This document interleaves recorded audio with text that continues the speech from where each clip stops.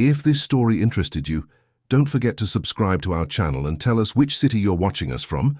We continue.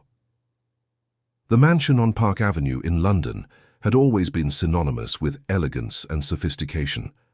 The wide windows reflected the city's grey sky, while the impeccably maintained garden contrasted with the surrounding concrete. There lived Marcus Thompson, a successful businessman who had built an empire in the technology sector. At 42, he was respected in the business world, admired for his determination, and feared for his ability to make difficult decisions. But nothing had prepared him for the decision he would have to make in the coming days. It had been almost 2 years since he lost Caroline, his wife, in an accident he still struggled to believe. Her car had skidded on a wet curve on the M4 motorway on a rainy afternoon in March. The pain had been devastating, not just for Marcus, but especially for his 2 children, Peter, 8 years old, and Isabella, 6. The children spent months not fully understanding what it meant to never see their mother again, and Marcus plunged into work as a way to escape the emptiness that filled the house. It was during this dark period that Marcus met Veronica Stone. She appeared at a charity gala at the Tate Modern, dressed in a long black gown that highlighted her natural elegance. She was a psychologist, said she worked with vulnerable children, and had a way of speaking that put anyone at ease. Her brown eyes seemed sincere, and her discreet smile conveyed a serenity Marcus hadn't felt in a long time. They talked about loss, about new beginnings, about the importance of moving forward. He felt he had finally found someone who understood his pain. The following months were like an awakening. Veronica was patient, respected Marcus's and the children's grief approaching slowly. She brought simple gifts for Peter and Isabella, listened to their stories, embraced them with affection. Marcus saw a sparkle in his children that hadn't appeared in a long time. They laughed again, played in the garden, seemed to be healing, and he, for the first time since Caroline's loss, allowed himself to feel something other than sadness. He fell in love with Veronica, and 6 months later he proposed. The wedding was discreet, held in a chapel in Kensington Gardens, with few guests. Peter and Isabella were present, formally dressed, holding golden rings. Veronica cried during her vows, saying she promised to love him and care for his family as if it were her own. Marcus believed every word. At that moment he felt that he could finally rebuild his life, that his family would be complete again. But something changed in the weeks following the wedding. Marcus couldn't identify exactly what, but he felt a subtle transformation in the air of the house. Peter, always talkative and lively, became quiet. He spent hours locked in his room, and when Marcus asked if everything was all right, the boy just shook his head and mumbled that he was tired. Isabella, who loved to hug her father upon arriving from school, now avoided his gaze. She had deep dark circles under her eyes, ate little at dinner, and every time Veronica entered the room, her body stiffened as if expecting a reprimand. Marcus tried to talk to them, but always received vague answers. He asked Veronica if she had noticed anything different, and she, with her usual sweet and concerned tone, said it was just a phase of adaptation. After all, the children were getting used to a new family dynamic. It was natural for there to be an adjustment period.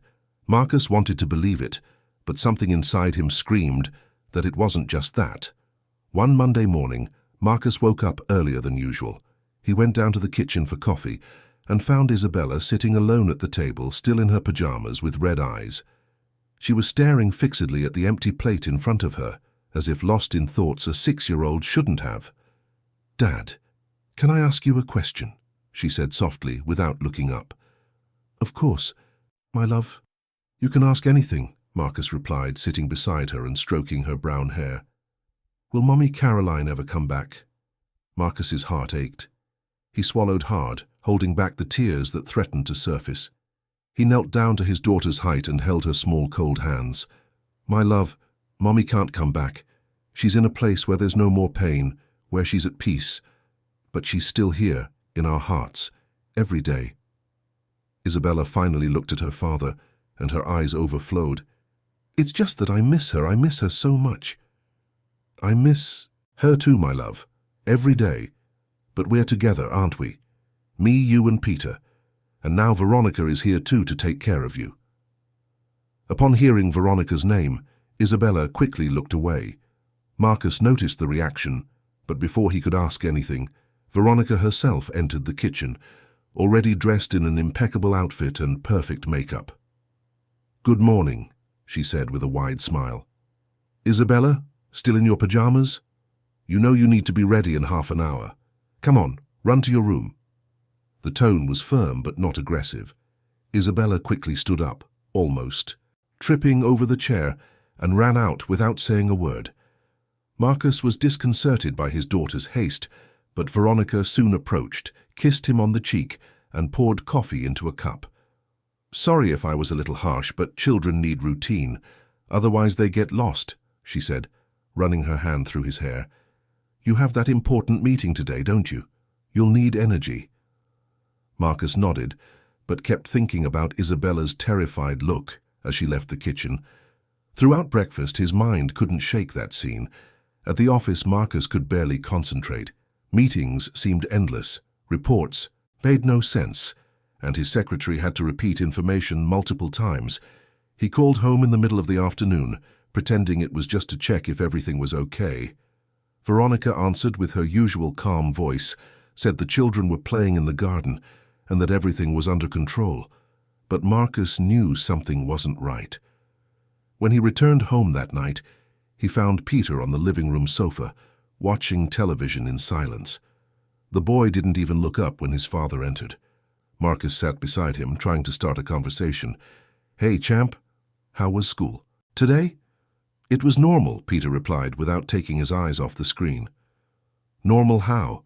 Did you learn anything interesting?" Peter shrugged. "Math, history, nothing much." Marcus took a deep breath. "Son, I feel like you're different. Is there something you want to tell me?" For the first time, Peter looked at his father. His eyes, which were once full of life, now seemed tired. "No, Dad. Everything's fine." But Marcus didn't believe it. He placed a hand on his son's shoulder and said firmly, "If you ever need to talk about anything, I'm here always."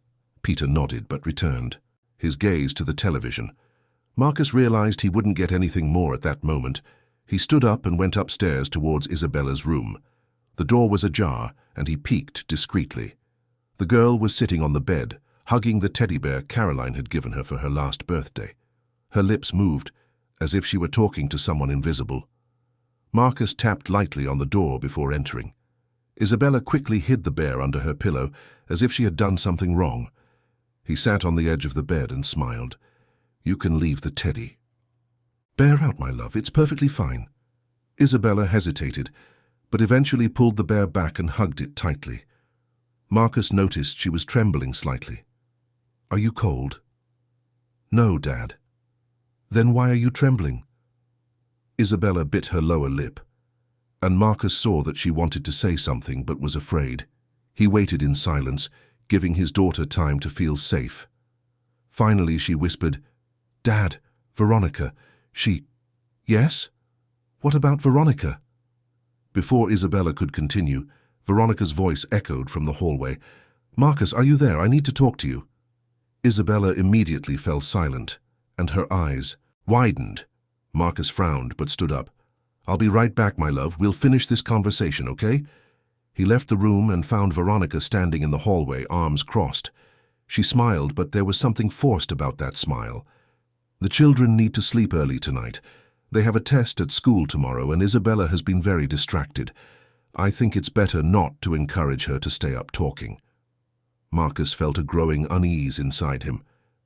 "I was just talking to my daughter, Veronica. That's not a problem." "Of course not, darling. I'm just concerned about their performance. You know how important it is to maintain discipline." Marcus didn't answer, but something in that tone deeply bothered him. He returned to Isabella's room, but the girl was already lying down, her back to the door, pretending to sleep. He sighed, kissed her forehead, and turned off the light. That night, Marcus couldn't sleep. He lay staring at the ceiling, replaying all the small changes he had noticed. Peter's silence, the fear in Isabella's eyes, the tension that hung in the air whenever Veronica entered the room. He knew he couldn't ignore those signs. But he also wasn't sure what was happening. They were just suspicions, vague feelings, nothing concrete. In the following days, Marcus began to observe more carefully. He started leaving the office earlier, arriving home by surprise, trying to catch moments when he wasn't expected. But every time he arrived, he found Veronica smiling, the house impeccable, and the children too well behaved. Too well behaved. That phrase hammered in his mind. Peter and Isabella were never perfectly obedient children. There had always been messes, laughter, running around the garden. Now it was as if they had transformed into little robots. One afternoon, Marcus arrived earlier than usual and heard voices coming from the kitchen. He approached silently and stood outside, listening. "I already told you the table needs to be set before 6. It's not hard to understand that," Veronica said, with a cold tone Marcus had never heard before. "Sorry, Veronica. I was doing my homework and I forgot," Peter replied, his voice trembling. "Forgot? You always forget. It seems you never learn. Your mother really didn't teach you anything about responsibility." Marcus felt his blood run cold. He had never heard Veronica mention Caroline that way. He abruptly opened the kitchen door, and both turned, startled. Veronica quickly recomposed her expression, returning to her usual sweet smile. "Marcus, you're home early. What a pleasant surprise." "What's going on here?" he asked, looking directly at Peter, who was pale. "Nothing much, darling. I was just teaching Peter about the importance of completing his chores, right, Peter?" The boy nodded, but avoided his father's gaze. Marcus felt a lump in his throat, but didn't know how to act. Veronica approached, placed her hand on his arm and said softly, "Let's let Peter finish what he was doing. Come, let's talk in the living room."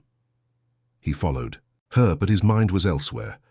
That night, after everyone had gone to sleep, Marcus was alone in the living room, a glass of whiskey in his hand, thinking about what he had witnessed. That tone of voice, the coldness, the mention of Caroline. It wasn't normal. It wasn't the woman he had fallen in love with. In the days that followed, Marcus began to pay attention to small details that had previously gone unnoticed. He noticed that Isabella always had the same book in her backpack, as if she wasn't really studying. He saw Peter hide food in his pocket during dinner, as if he hadn't eaten enough. And Veronica, always perfect, always smiling, but with a gaze that turned icy whenever she thought no one was looking.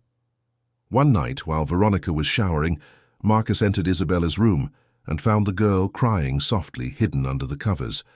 He approached and hugged her, feeling her small body tremble against his. "My love, what's happening? Please tell me." Isabella sniffled, wiped away her tears with the back of her hand, and finally looked at her father. "Dad, I'm scared of Veronica." The words hit Marcus like a punch to the stomach. "Scared? Why?" She yells a lot when you're not here, and we can't tell you anything because she said you wouldn't believe us. She said you'd take her side because she's your wife now." Marcus felt anger grow inside him, but he controlled himself. He took a deep breath and held his daughter's hands firmly. "Isabella, look at me. I will always believe you. Always. You and Peter are the most important thing in my life. And if Veronica is doing something that scares you, I need to know." The girl hesitated, but then began to tell.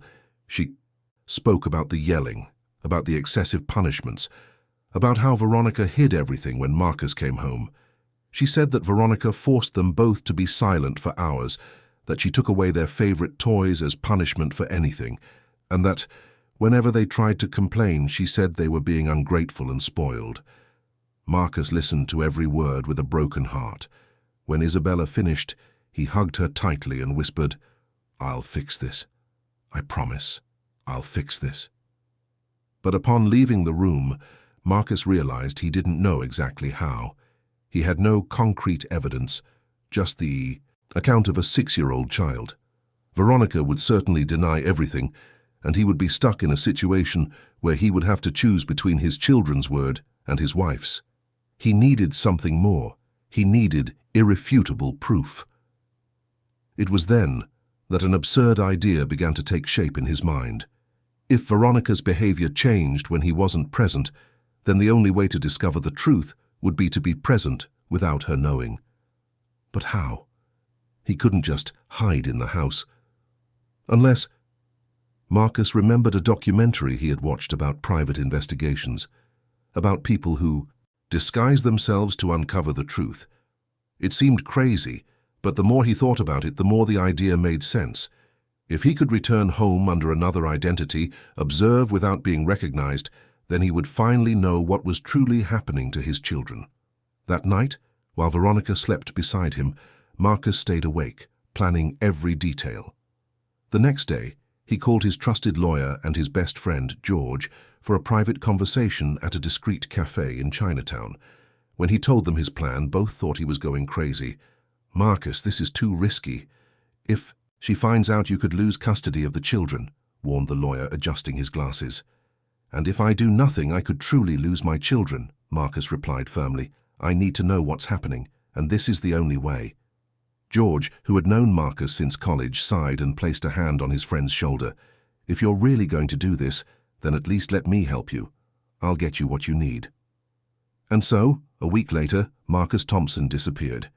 He announced an urgent business trip to the United States, packed his bags in front of Veronica and the children, and left through the door as if he would be gone for at least 10 days.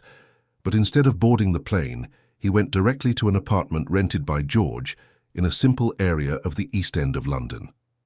There, away from the spotlight and the corporate world, Marcus began his transformation. He cut his hair short, grew a beard, and completely changed his style of dress. He swapped Italian suits for simple t-shirts, worn jeans, and old sneakers. George obtained false documents with the name John Smith, a self-employed gardener, and rehearsed with him a heavier accent, a more humble way of speaking. 3 days later, John Smith knocked on the door of the mansion on Park Avenue. Veronica opened it, looked at the ordinary man, and slightly furrowed her brow. "Yes." "Good morning, madam. I'm here about the gardener vacancy. I saw the ad on the local classifieds," he said, lowering his eyes as if afraid of bothering her. "Oh, yes. Come in. Let's talk." Marcus, now John, entered his own house as a stranger. He observed every detail with new eyes, as if seeing everything for the first time.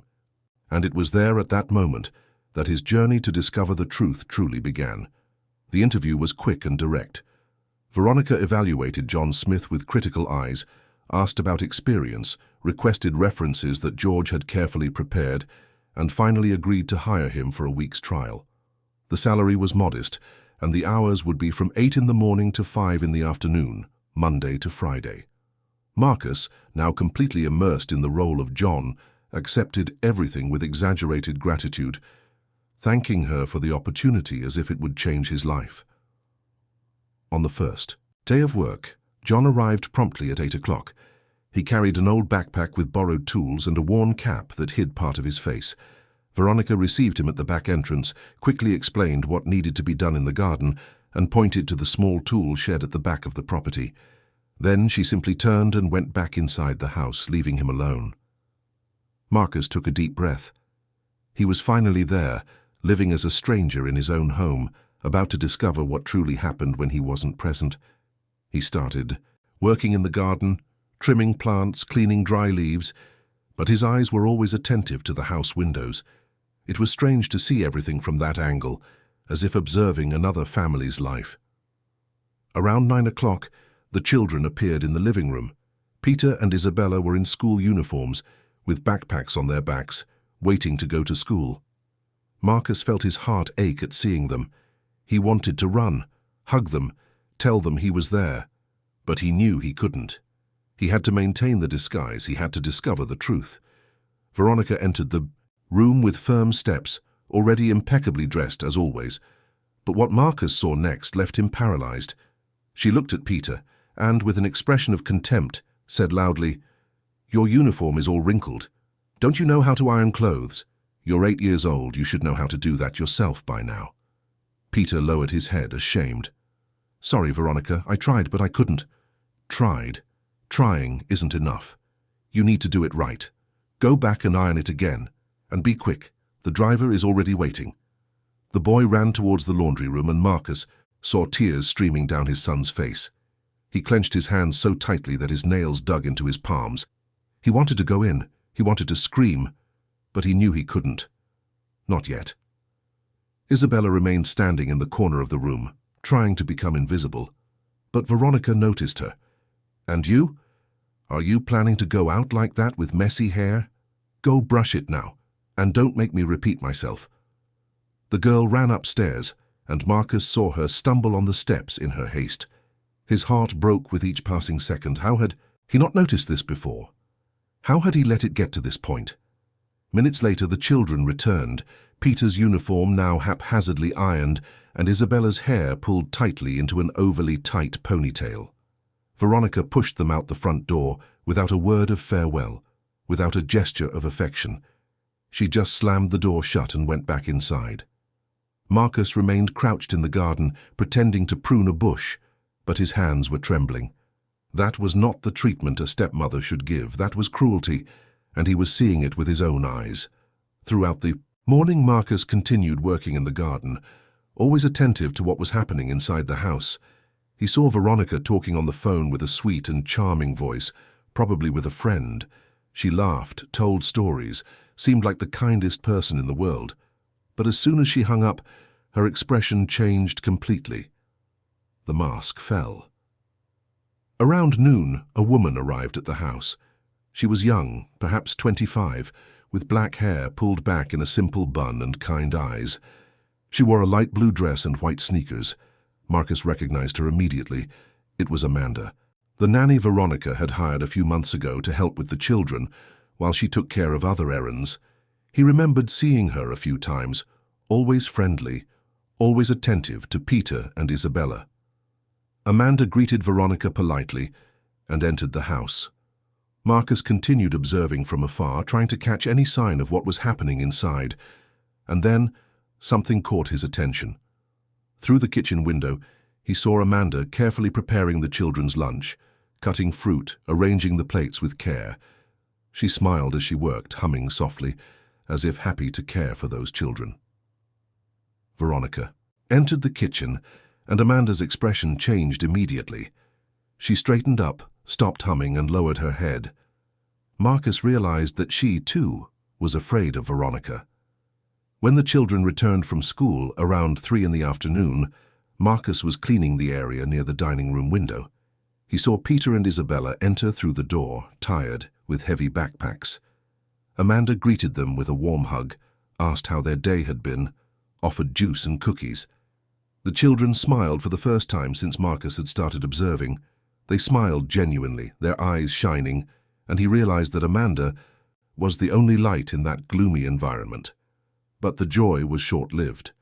Veronica entered the room and the atmosphere changed instantly. Peter and Isabella stiffened, and Amanda quickly stepped away, as if knowing she shouldn't interfere. "How were your tests?" Veronica asked, but she didn't seem truly interested in the answer. Her tone was cold, almost accusatory. "They were fine," Peter replied hesitantly. "Fine? That's not an answer. What did you score?" "I don't know yet. The teacher said she'd grade them tomorrow." Veronica sighed impatiently. "You never know anything. Always the same excuses. Go to your room and do your homework, and I don't want to hear any noise." The children quickly left, and Amanda stood in the corner, not knowing what to do. Veronica looked at her with contempt. "Are you still here? Don't you have anything to do?" "I was waiting to see if the children needed anything," Amanda replied, keeping her voice calm. "They don't need you all the time. You're not their mother. Go do your tasks." Amanda nodded and left the room. But Marcus saw the pain in her eyes. That young woman truly cared about Peter and Isabella, but she was trapped in an impossible situation. If she confronted Veronica, she would lose her job. If she did nothing, she would continue to see the children suffer. That night, Marcus returned to the rented apartment and spent hours reliving everything he had seen.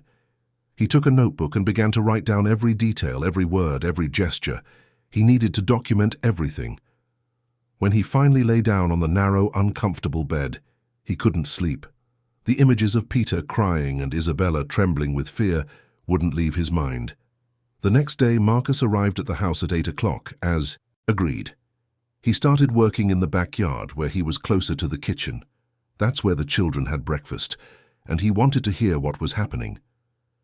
Peter and Isabella came downstairs at 7:30, still sleepy, and sat at the kitchen table. Amanda was already there preparing toast and orange juice. She talked to them in a low voice, asked about their dreams, tried to cheer them up. But when Veronica entered, silence fell like a heavy curtain. "Why haven't you finished breakfast yet? You're too slow. Come on, eat quickly," she said, tapping her perfectly manicured nails on the marble countertop. Isabella tried to eat faster, but ended up spilling some juice on the table. The glass tipped over, and the orange liquid spread across the surface. The girl froze, eyes wide with terror. "You're clumsy. Always the same thing. I can't stand this carelessness anymore," Veronica yelled, and Marcus saw Isabella shrink as if expecting to be hit. Amanda quickly grabbed a cloth and began to clean. "It was an accident, Veronica. She's nervous because of today's test. I didn't ask for your opinion, Amanda, and you, Isabella, go straight to your room. No breakfast. Maybe that way you'll learn to be more careful." "But she needs to eat before going to school," Amanda protested, her voice firm for the first time. Veronica turned slowly, her gaze furious. "Are you questioning my decisions? Who is responsible for these children here? Me or you?" Amanda hesitated but didn't back down. "You are responsible, but a child cannot go without eating. That's not right." The atmosphere became tense. Peter remained motionless, staring at his plate. Isabella had tears streaming down her face but made no sound. Marcus, from outside, was about to invade the kitchen, but he controlled himself. He needed more. He needed irrefutable proof. Veronica gave a cold smile. "You're fired, Amanda. Get your things and leave my house now." Amanda paled. "Veronica, please. I need this job. I was just trying to help." "I don't care what you need. You questioned my authority in front of the children. That is unacceptable. Now get out." Amanda looked at Peter and Isabella, her eyes full of tears. She wanted to say something, wanted to do something, but knew she had no power. Finally, she lowered her head and left the kitchen. Marcus saw her walk through the garden, crying, and felt a mixture of anger and helplessness. But then something unexpected happened. Minutes after Amanda left, Veronica received a call. It was someone important, judging by the way she instantly changed her tone of voice, returning to being sweet and polite. She left the kitchen to answer in the office, leaving the children alone. Peter immediately stood up, took a piece of toast from his plate, and gave it to Isabella. "Eat quickly before she comes back." Isabella bit the toast in a hurry, swallowing without chewing properly. Marcus felt a lump in his throat, seeing his children hiding food from each other as if they were in a prison. That wasn't a home. That was a nightmare. When Veronica returned, she noticed Isabella eating. Her eyes narrowed. "I didn't give you permission to eat." "Peter gave it to me," Isabella replied, trembling. Veronica looked at Peter with fury. "You disobeyed my orders. Now both of you are grounded. Go straight to school, and when you come back, go straight to your room. No playing, no television, nothing." The children nodded in silence and left to catch the car that would take them to school. Marcus saw their slumped shoulders, their bowed heads, and felt the anger grow within him. But he knew he had to be patient. He needed to gather more evidence. Throughout the rest of the week, the situation only worsened. Marcus observed Veronica repeatedly humiliating the children, demanding impossible perfection, and punishing them for any small mistake. He saw Peter being forced to redo his homework 3 times because his handwriting wasn't neat enough. He saw Isabella being forbidden from playing in the garden because she hadn't folded her clothes the way Veronica wanted. And through it all, Amanda didn't return. Marcus learned from a conversation he overheard that Veronica had spread rumors about the young woman, saying she was irresponsible and didn't know how to handle children. Amanda wouldn't get another job in the area anytime soon. Marcus also noticed something more disturbing. Veronica was manipulating everyone's perception. When friends came to visit her, she transformed into the perfect stepmother, hugging the children with false affection, talking about how much she loved them and how dedicated she was to caring for them. People believed her, praised her, said Marcus was lucky to have found such a wonderful woman. But at night, when everyone was asleep, Marcus listened to the recordings he secretly made with a small recorder George had obtained. Veronica's words echoed in the darkness of the rented apartment. "Children need discipline, not spoiling. If you don't learn now, you'll be failures for the rest of your lives. Your father isn't here to protect you. He trusts me, so you'd better obey." Marcus cried silently, alone, feeling guilt tighten his chest. He had failed his children. He had brought that woman into their home, he had trusted her, and now Peter and Isabella were paying the price. By the end of the week, Marcus knew he needed to act soon. He couldn't bear to see his children suffer any longer, but before confronting Veronica, he needed one last piece of evidence, something that couldn't be denied, something everyone could see. On Friday, Veronica announced she would host a dinner on Saturday for some high society friends. It would be an opportunity to showcase the house, the children, the perfect life she pretended to have. Marcus realized this would be the ideal moment. If he could make Veronica's true face be revealed in front of all those people, there would be no way for her to deny it. But there was a problem. As John Smith, the gardener, he wouldn't have access to the house during dinner. He needed a plan, and that's when a risky idea came to him. He called George and asked him to do something that could put him in serious trouble. He asked that Amanda be called back with some excuse to help with the dinner. Veronica would need one more person to serve the guests, and perhaps she would agree to have Amanda back for one night, as long as she didn't cause problems. George managed to convince Amanda, who was still hurt but agreed to return, not for Veronica, but for the children. She felt she needed to protect them, even if it meant swallowing her pride and returning to that house. On Saturday, Marcus arrived earlier, pretending he needed to finish some work in the garden before the event. Veronica was too busy organizing everything to pay attention to the gardener. Amanda arrived shortly after, formally dressed, ready to serve. The guests began to arrive around 7 in the evening. They were elegant women, all from London's high society, wearing designer clothes and expensive jewelry. Veronica greeted them with wide smiles, fake hugs, and exaggerated compliments. Marcus watched everything from afar, hidden in the shadows of the garden. Peter and Isabella were called to greet the visitors. They were dressed like little adults, in formal clothes with perfectly styled hair. But Marcus saw the terror in their eyes. He knew his children well enough to realize they were terrified. During dinner, everything went smoothly. Veronica was the perfect hostess, telling funny stories, praising her friends, pretending to be the happiest woman in the world. But then something unexpected happened. Isabella, who was sitting in the corner of the room trying to become invisible, was called by Veronica to bring a glass of water to one of the guests. The girl quickly stood up, too nervous, and as she took the glass in the kitchen, her hands trembled.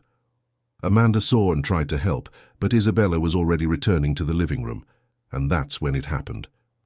As she handed the glass to the guest, Isabella tripped on the rug. The glass fell, water spilled onto the woman's expensive dress, and silence fell over the room like a heavy stone. Veronica slowly stood up, her face red with suppressed anger. Isabella froze, eyes wide, expecting the worst. All the guests watched, not knowing what to do. "You're a disaster, Isabella. Always have been and always will be," Veronica said, with a low, cutting voice that chilled the atmosphere. Before anyone could react, Veronica raised her hand, ready to hit the child. And it was at that moment that Amanda, who was observing from the kitchen door, ran and placed herself between Veronica and Isabella. The slap hit Amanda hard. The sound echoed through the room and all the guests gasped in shock. Amanda staggered, but didn't fall. She held Isabella in her arms and looked at Veronica with a courage that surprised everyone. "She's just a child, and I won't let you hurt her," Amanda said, her voice firm despite her face red from the violence. Veronica was furious. "You're fired again, and this time I'll make sure you never work anywhere again." It was then that a male voice resonated from the door. "Enough." Everyone turned. John Smith, the gardener, was standing at the entrance to the living room, in clothes stained with dirt and his cap in his hand. Veronica frowned, confused. "What are you doing here? Get back to the garden immediately," she ordered. But he didn't move. Instead, slowly, He raised his head and began to remove the fake beard. The women recoiled, startled, and Veronica paled when she finally saw the true face of the man in front of her. It was Marcus, her husband. The man who should have been on the other side of the world was there, standing in the living room, looking at her with an expression that mixed disappointment, anger, and determination. "You?" Veronica stammered, incredulous, her voice failing for the first time. "Yes. Veronica, it's me, and I saw everything." The silence that followed was absolute. The guests stared open-mouthed at the scene, trying to process what they had just witnessed. Veronica remained still, pale as paper, her lips trembling as she tried to find words that wouldn't come. Peter and Isabella ran to their father, hugging him with desperate strength, like shipwrecked survivors finally finding solid ground. Marcus knelt and hugged his children, feeling their small bodies tremble against his. Tears streamed down the children's faces, but now they were tears of relief, of liberation. He kissed each of their foreheads and whispered words of comfort he hadn't been able to say for weeks. "Dad's here now. I'll never leave you alone again, I promise." Amanda remained by their side, her hand still on her marked face, but there was a glimmer of hope in her eyes. She had risked herself, had protected those children even knowing she could lose everything, and now finally someone was witnessing her courage. Veronica finally regained her voice, but what came out was a high-pitched, desperate scream. "This is ridiculous! You spied on me? You disguised yourself as a gardener to spy on me? What kind of man does that?" Marcus slowly stood up, releasing the children just enough to face her. The kind of man who realizes his children are suffering and does whatever it takes to find out the truth. The kind of man who won't allow anyone to mistreat the people he loves most in this world. "I never mistreated them. I was just educating them, being firm, giving them the discipline they need," Veronica protested, but her voice wavered, and all the women in the room could perceive the lie. One of the guests, Felicity, wife of a well-known businessman, Marcus, stepped forward. "Veronica, we saw you raise your hand to hit a 6-year-old child. How can you call that discipline?" "It was just a moment of frustration. Any mother loses patience sometimes," Veronica replied, but the argument was weak and everyone knew it. Marcus took the small recorder he had carried all week from his pocket. The women looked curious, and Veronica paled even more as she recognized the device. She knew what was recorded there. She knew there was no more denying it. "This isn't an isolated moment, Veronica. This happens every day, and I have proof," Marcus said, pressing the play button. Veronica's cold, cutting voice filled the room. "You're a disaster. Always have been and always will be. Your father isn't here to protect you. He trusts me, so you'd better obey." The words echoed like a sentence, and some of the guests covered their mouths, shocked. Marcus fast-forwarded the recording. "Children need fear, not love. Love makes them weak. You need to learn this soon, or you'll be useless for the rest of your lives." Veronica's face became even whiter. She tried to speak, but no words came out. The friends who once admired her now looked at her with repulsion. The mask had completely fallen, and there was no way to rebuild it. "How can you say such things to children?" asked another guest, Julia, her voice trembling with indignation. "You don't understand. You don't know how difficult it is to deal with children who have been spoiled too much. I was just trying to correct them, trying to make them better," Veronica stammered. But the excuse sounded empty and pathetic. Marcus turned off the recorder and put it back in his pocket. "You weren't trying to make them better, you were destroying them. You broke my children's spirits, made them afraid to live in their own home, taught them they couldn't trust anyone, and all this while pretending to be the perfect stepmother in front of everyone." Veronica took a step back, cornered by the accusations and the judgmental looks around her. "I never meant to hurt them. I just wanted them to be well-behaved, obedient children." "With fear?" Marcus asked, his voice full of emotion. "Did you want them to be obedient or to be afraid of you? Because those are completely different things. Obedience comes from respect, from love, from understanding. Fear is what you planted in their hearts, and that's something I will never forgive." Isabella, still clinging to her father, looked at Veronica and said in her tiny voice, "I was scared of you. Every day." The child's words hit the room like a lightning bolt. Several of the guests wiped tears from their eyes. moved by the painful sincerity of that confession. Veronica tried to approach, but Marcus extended his arm, stopping her. "Don't come near them. You no longer have that right." Felicity, who had known Marcus and Caroline years ago, stepped forward and placed a hand on his shoulder. "Marcus, we all witnessed what happened here today. If you need anything, any testimony, we will be by your side." The other women nodded in agreement. Veronica realized she had lost not only her husband, but also all the reputation she had so carefully cultivated. No one would believe her anymore. No one would defend her. "You don't know anything," she cried, her voice failing. "You don't live here. You didn't see the day-to-day. These children are difficult, disobedient, and I was just trying to correct them in the way I thought was right." Amanda, who had remained silent until then, stepped forward. Her voice was calm but firm, imbued with unshakable dignity. "I saw the day-to-day. I was here every day. And these children are not difficult. They are sweet, intelligent, affectionate. The problem was never theirs. The problem was always yours." Veronica looked at Amanda with pure hatred. "You're just an employee. Nobody cares what you have to say." "I care," Marcus said, looking at Amanda with gratitude. "She was the only one brave enough to protect my children when I wasn't here. She risked her job, endured your humiliations, and still kept fighting for them. Amanda is more family to these children than you ever were." The words touched Amanda deeply. She lowered her head, emotional, and Isabella ran to her, hugging her tightly. "Thank you for taking care of us," the girl whispered. Peter also approached and held Amanda's hand. "You're the only one who was nice to us." Marcus watched the scene and felt his heart warm. That young woman, whom he barely knew, had become his children's safe haven amidst the storm, and he knew he needed to acknowledge that. Veronica, realizing she had completely lost, tried one last card. "Marcus, you can't do this to me. We're married. You promised to love and respect me. You can't just kick me out of my own house." "Your house?" Marcus repeated with a bitter smile. "This was never your house, Veronica.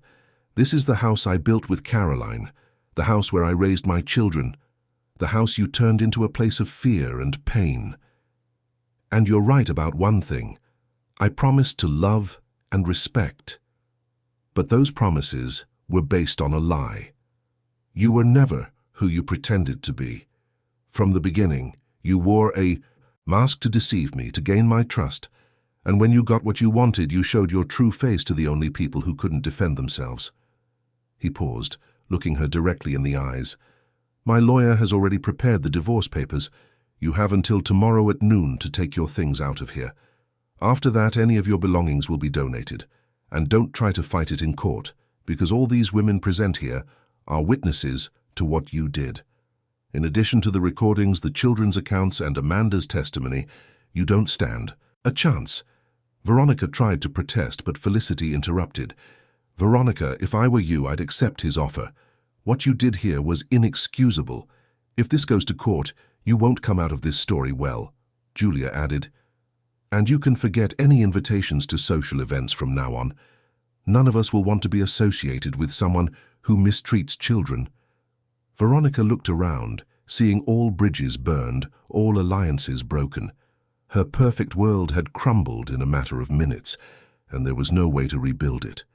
With one last hateful look at Marcus, she turned and went upstairs, her heels clicking loudly on the floor, leaving behind only the echo of defeat.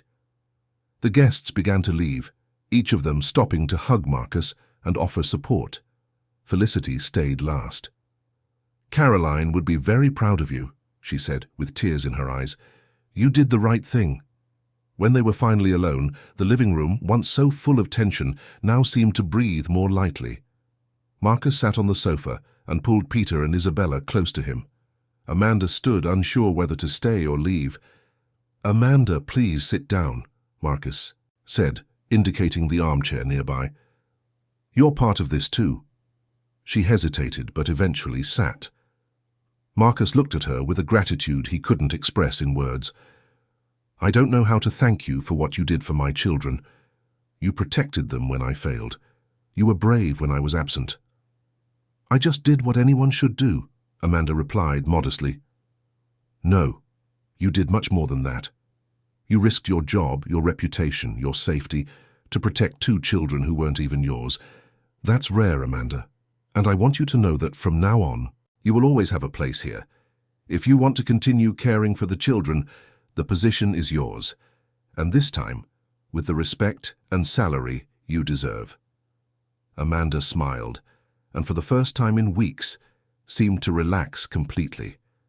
I'd love to continue caring for them. They're special to me. Isabella hugged Amanda again, and Peter smiled for the first time in a long time. Marcus felt that, despite everything that had happened, there was a light at the end of the tunnel. His family was broken but not destroyed.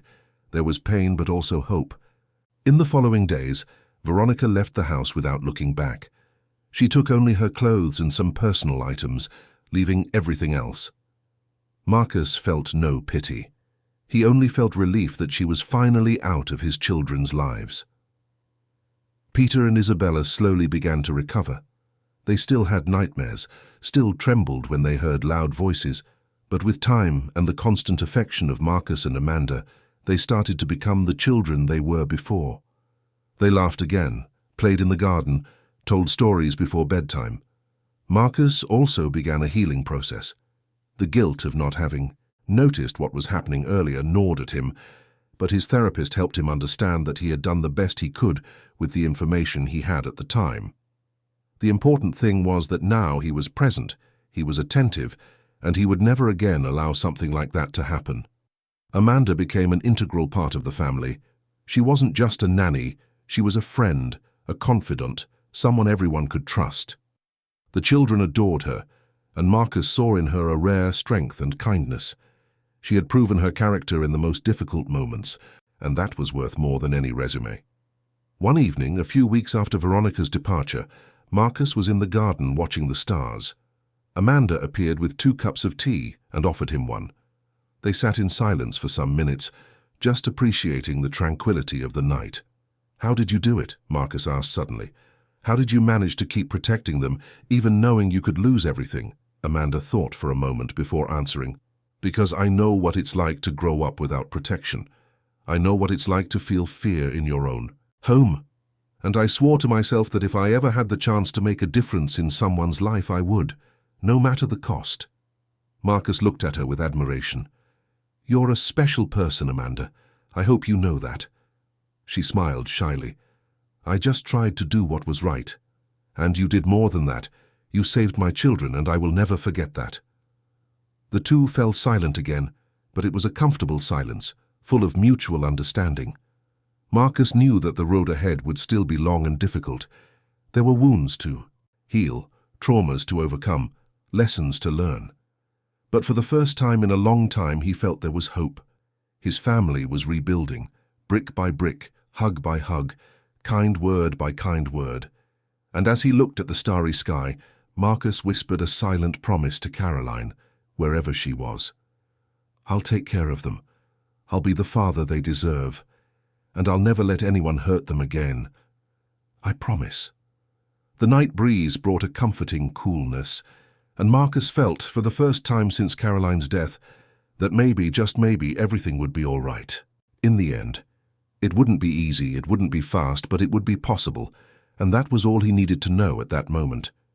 Inside, Peter and Isabella slept peacefully, without nightmares, without fear, just dreaming of better days that were finally arriving. And Marcus knew that no matter what the future brought, he would be there to face it with them. Because that's what families did. They protected each other, they loved each other, and they never, ever gave up on each other. The house on Park Avenue, which for so many months had been a place of silence and terror, now returned to being what it always should have been, a home, a place where love was stronger than fear, where truth was more important than appearance, and where every person had the right to be who they truly were, without masks, without lies, just being authentically human. And as the city lights twinkled in the distance, Marcus felt a peace he hadn't felt in a long time. The storm had passed, the sun would shine again, and his family, finally, could start living again. 3 months had passed since that transformative night. Autumn arrived, in London. bringing fresher mornings and golden afternoons that painted the mansion's garden with shades of orange and red. The house on Park Avenue had completely changed, not just in Veronica's absence, but in the energy that now circulated through the hallways. The heavy silence had been replaced by laughter, conversations, and even healthy discussions that all families have. Marcus woke up early every day, no longer to escape problems by plunging into work, but to prepare breakfast with the children. It was a ritual he had instituted, a way to start each day connected with Peter and Isabella. Amanda usually arrived around 8, always with a smile on her face and an interesting story to tell. On that particular Saturday morning, there was something different in the air.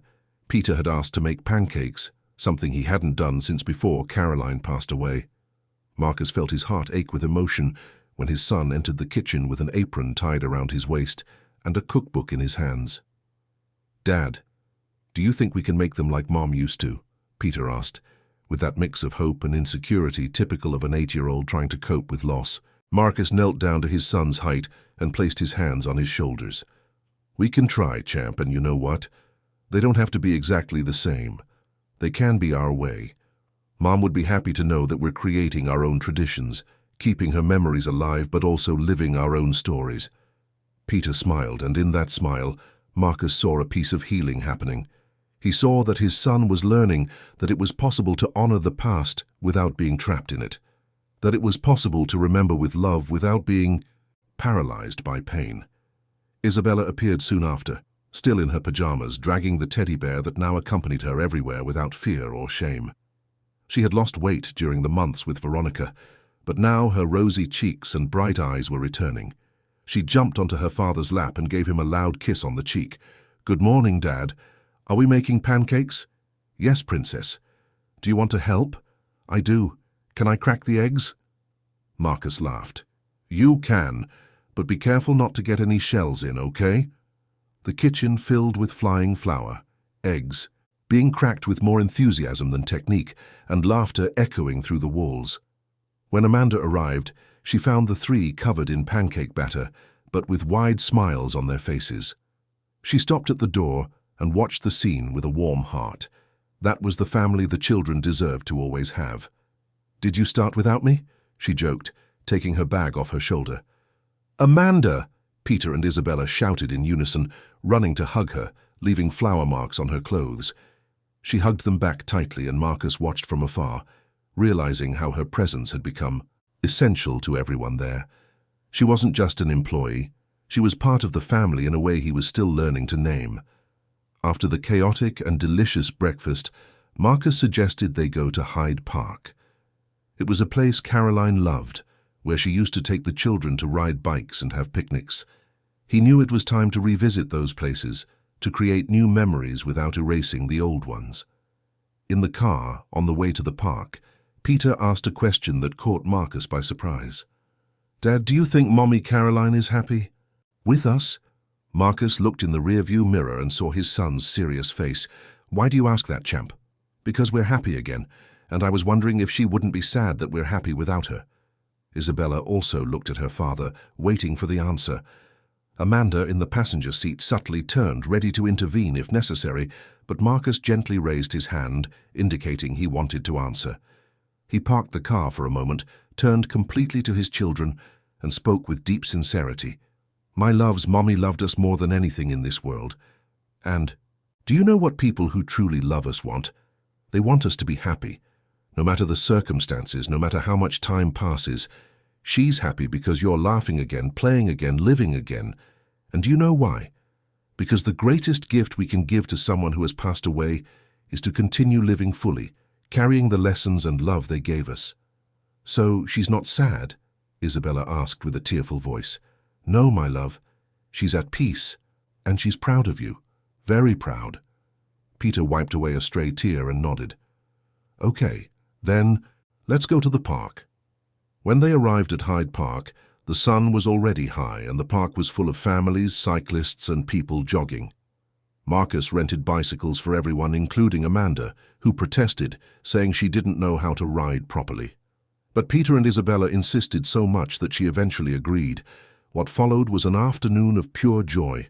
Amanda really wasn't very good at riding a bike and almost fell several times, making everyone laugh. Peter showed off his skills making sharp turns, while Isabella pedaled slowly but with determination, her tongue caught between her teeth in absolute concentration. Marcus pedaled alongside them, observing, etching every moment into his memory. He had spent so much time worried, stressed, guilty, that he had almost forgotten what it was like to simply be present and enjoy.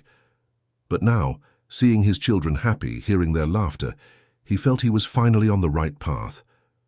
They stopped for a snack at a park kiosk. They sat on the grass, eating sandwiches and drinking juices, and that's when Isabella asked another question that deeply touched Marcus. "Dad, will Amanda leave one day?" Marcus looked at Amanda, who looked embarrassed. She was still afraid of intruding too much, of occupying a space that wasn't hers. But before he could answer, Marcus said firmly, "Amanda will only leave if she wants to, but I truly hope she wants to stay with us for a very, very long time." "Me too," Peter said. "Amanda's nice." Isabella hugged Amanda. "You're like a big sister, or an aunt, or I don't know, but you're part of our family." Amanda felt tears welling up in her eyes. She had never had a real family, having grown up in foster homes, always feeling like she was just passing through, never truly belonging anywhere. But there, on that Hyde Park lawn, with 2 children hugging her and a man looking at her with genuine gratitude, she finally felt she had a place in the world. "I don't want to leave," she said with a choked voice. "You are very important to me." Marcus placed a hand on her shoulder. "Then stay. Be part of this family. For real." The afternoon continued in celebration. They played ball, took photos, bought popcorn, and watched people paddle boating on the lake. It was such a beautiful, pure simplicity that Marcus felt the weight of the past months finally begin to dissolve. When they returned home at dusk, everyone was exhausted but happy. Peter and Isabella showered and collapsed on the sofa watching cartoons. Marcus prepared a simple dinner, pasta with homemade tomato sauce, the recipe Caroline always made on Saturdays. Amanda helped cook, and the two talked about everyday things, about plans for the week, about how the children were progressing in therapy. There was a growing intimacy between them, not romantic, but one of complicity, of partnership, of 2 people who had been through a storm together, and were now learning to rebuild. After dinner, while Peter and Isabella brushed their teeth, Marcus called Amanda to the garden. The sky was painted with shades of purple and pink, and the first stars began to appear. "Amanda, I need to tell you something," he began, and she immediately tensed, thinking something bad was coming. "I've spent the last few months thinking about how to thank you for what you did for my children, and I realized there isn't enough thanks.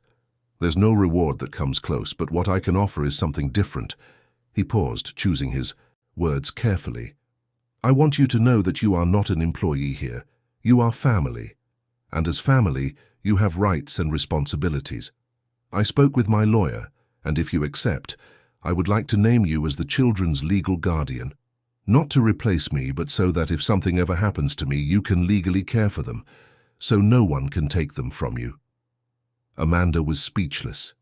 The tears returned, but this time they were of pure emotion. "Marcus, I don't know what to say." "You don't have to decide now. Think about it calmly, but I want you to know that I trust you completely, and so do the children." Amanda wiped her tears and nodded. "I accept. Of course I accept. It would be an honor." They hugged, and it was an embrace of mutual recognition, of 2 people who had become family not by blood, but by choice and love. In the following weeks, life continued its course with a lightness that had not been seen in a long time. Peter started getting good grades in school again, not out of pressure, but because he rediscovered his love for learning. Isabella made new friends and even joined ballet class, something she had always wanted to do but was afraid to ask. Marcus reduced his hours at the office, delegated more responsibilities, and began to prioritize being present. Every night, before bed, he read stories to the children, something he hadn't done since they were very young. And every night, he saw the trust returning to their eyes, the certainty that he wouldn't disappear, that he was there to stay. Amanda moved into a room at the back of the house, transformed into a comfortable suite. She was no longer just a nanny who left at the end of the day, but someone who was part of daily life, of decisions, of future plans. She went back to studying, enrolling in a pedagogy degree, encouraged by Marcus, who offered to pay for her studies. One day Marcus received an envelope. It was the official confirmation of the divorce. Veronica had signed all the papers without contestation, probably because she knew she had no chance in any legal battle. He looked at the document, feeling a mix of relief and sadness. Not sadness for losing Veronica, but sadness for having believed in someone who didn't truly exist. Amanda noticed his silence. "Are you okay?" "I am. It's just that I feel foolish for not having seen it sooner, for having put my children in danger." "You're not foolish, Marcus. You're human. You were grieving, you were vulnerable, and she took advantage of that. But when you realized, you acted. And that's what matters." He nodded, putting the envelope away. "You're right. What matters is now." And now was good. It was more than good. It was full of possibilities, of hope, of a family rebuilding itself every day, brick by brick, gesture by gesture, word by word. One Sunday afternoon, Marcus was in the garden with the children when Peter made an unexpected suggestion. "Dad, could we plant a tree for Mommy Caroline?" Marcus stopped what he was doing and looked at his son. "That's a beautiful idea, champ. What kind of tree do you want to plant?" "Mommy liked apple trees, didn't she?" Isabella said. "She did. Let's plant an apple tree then." The following weekend, they went together to a nursery and chose a small apple tree sapling. Amanda went along and even she helped dig the hole. In the garden where the tree would be planted, when they finally placed the sapling in the earth and covered it carefully, Marcus felt a deep peace. "This tree will grow with you," he told the children, "and every time it bears fruit, we'll remember Mommy Caroline.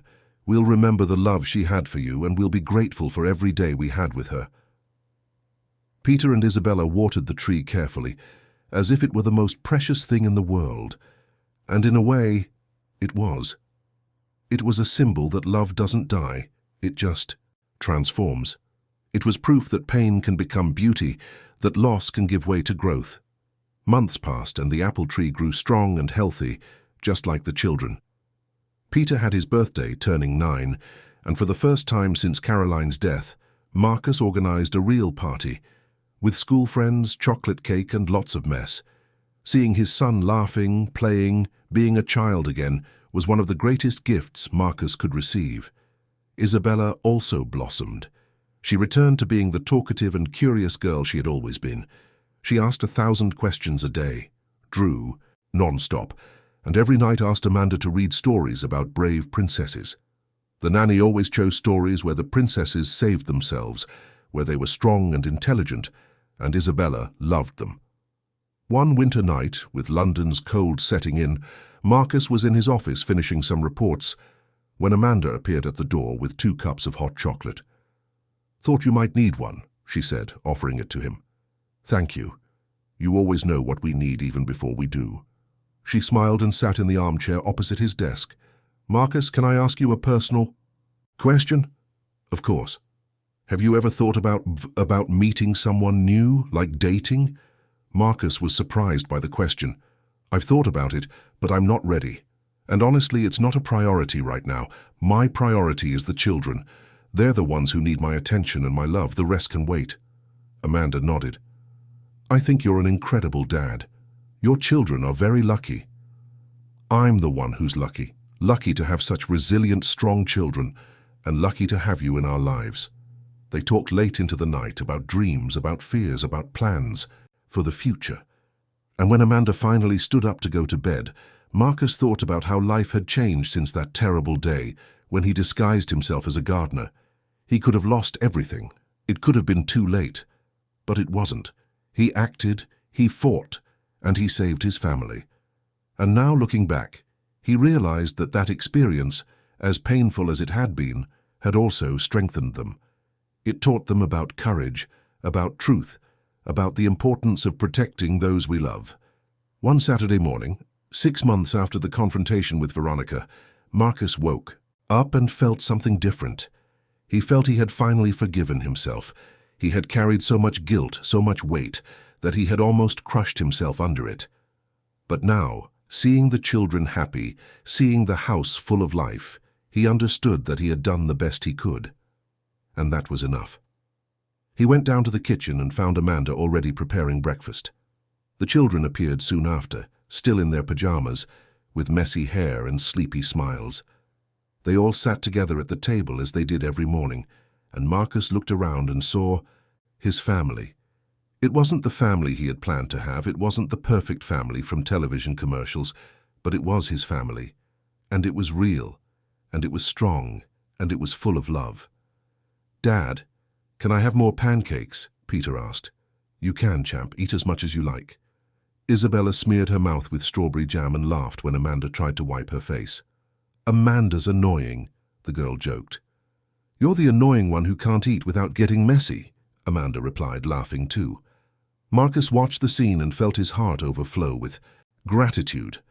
Gratitude for having had the courage to investigate, gratitude for Amanda having been strong when he couldn't be, gratitude for his children being so resilient, and gratitude for Caroline, wherever she was, for having given him the two greatest blessings of his life. After breakfast, they all went to the garden. The apple tree was already taller, stronger, with vibrant green leaves. Isabella insisted on watering it, even though it didn't need it, and Peter made a crown of flowers that he placed around the tree trunk. "It's for Mommy," he explained, "so she knows we haven't forgotten her." Marcus hugged his son and whispered, "We'll never forget, champ, never." That afternoon, sitting all together in the garden, with the sun shining on them and the city of London pulsating in the distance, Marcus was certain that they had overcome the storm. Not without scars, not without pain, but they had overcome it. And now on the other side, they were stronger, more united, more aware of the value of every moment together.